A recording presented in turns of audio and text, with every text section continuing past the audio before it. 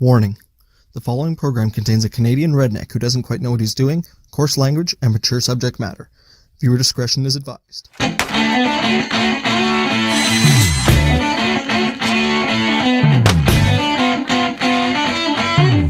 on the operating table, here's the Vulcan.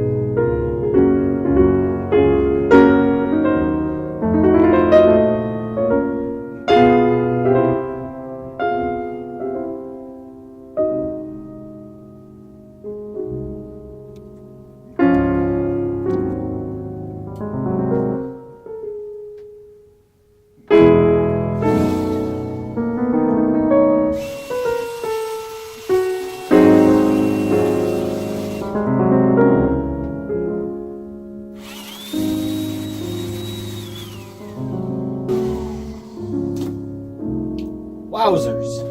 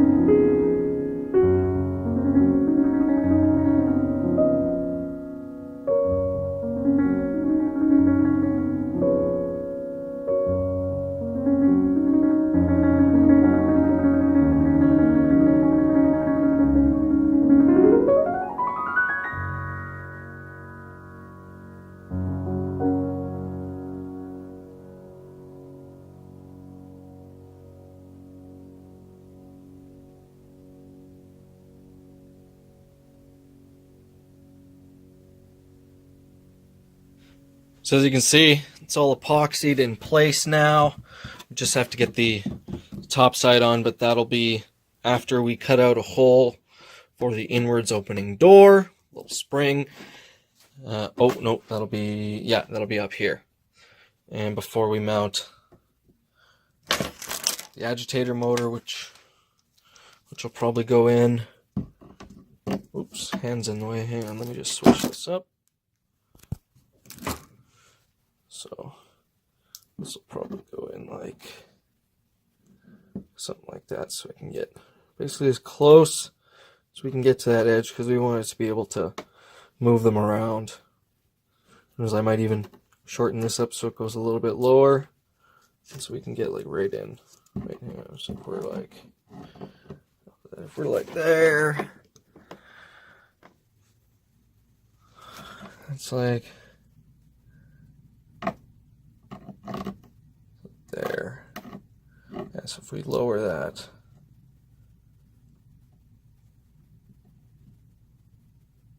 so I might have to do away with the set screws or drill another one in. But I mean, this isn't huge load, so we can probably, it's a good enough fit. The shaft is splined. I could always throw some, no, I'm not going to do that. Not going to throw Loctite on that, because then I won't be able to ever get this out. Yeah.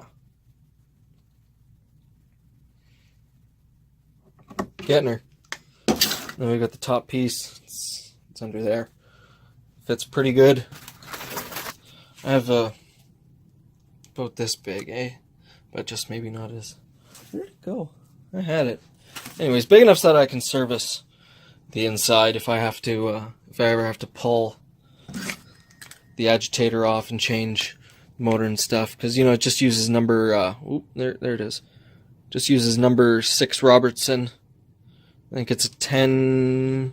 What is that? 1032. Looks like a 1032 bit or screw, which is really nice. Yeah, Stampede probably not gonna be running this year. I broke it again, so I'm gonna. Who knows? I might grab more parts off of one of those. I still have to cast metal gears, but that'll be a spring project.